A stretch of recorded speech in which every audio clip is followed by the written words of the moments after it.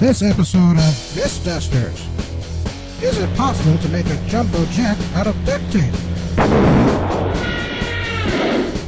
Can you really tiptoe through the tulips?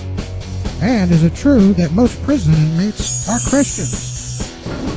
Chili Squirrel. Chelsea Kitten. They are the Mist Dusters. So, what's our first fable to dust, Chelsea? It's an interesting one, Shelley. Some funny atheists claim that most of the inmates in prison are Christian. Sounds interesting. Let's check it out.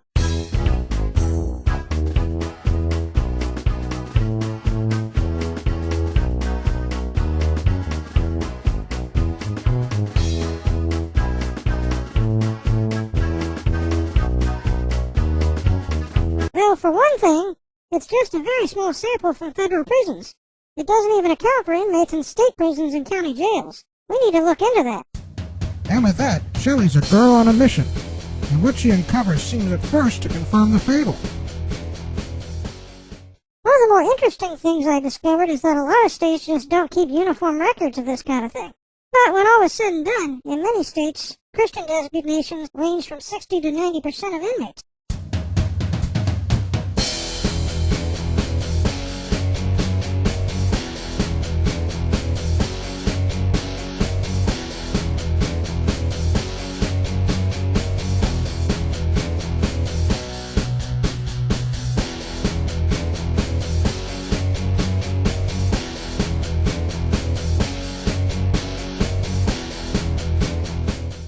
You know, something else that bothers me. It lists a very large number of inmates as having an unknown preference or no answer. In fact, the number is so large that if it had been a group by itself, it would have ranked third after Catholic and Protestant. A large group of unknowns like that should make us cautious about drawing any conclusions. Yeah, not only that, the study only reports then-present inmate religious preferences. It doesn't seem to account for inmate conversions while behind bars.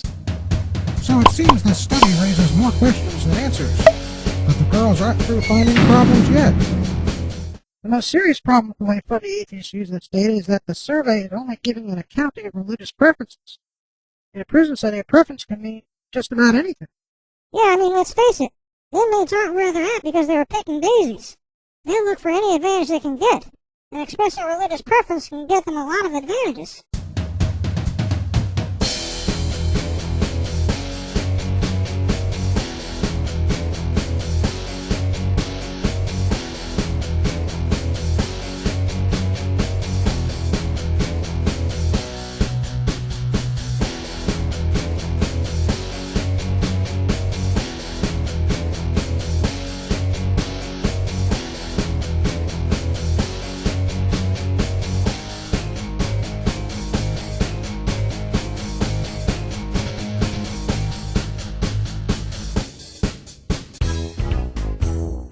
So how could a survey like this become more meaningful? The girls come up with some answers. I think they need to redo the study with a much larger sample, include as many state and county inmates as they can. If they can. I mean, this is a bunch of people who think that mind your own is a civil answer.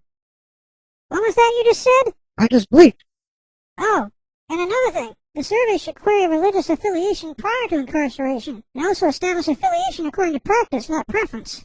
That's the key to the whole thing right there. Indeed it is. Preference, as the girls find out, doesn't measure standard sociological measures of religiosity. All it measures is a default setting. And even then, inmates who go to services enjoy the air conditioning. Maybe we should get an insider view, you think? So the girls take some time off for a field trip. Or maybe we should say, a cell block trip. So what can you tell us about inmates and religion?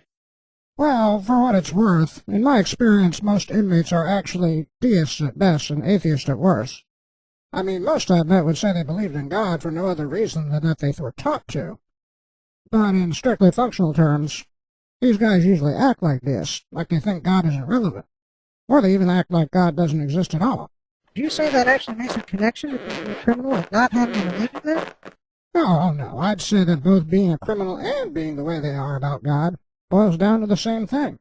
They're only interested in whatever serves their own purposes.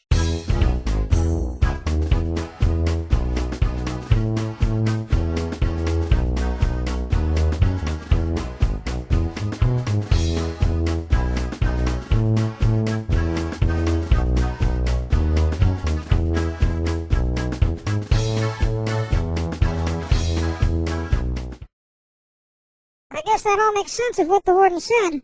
Yeah, after all, people don't usually get to prison because they care about other people. So what should we call this one? Dusted? Dusted.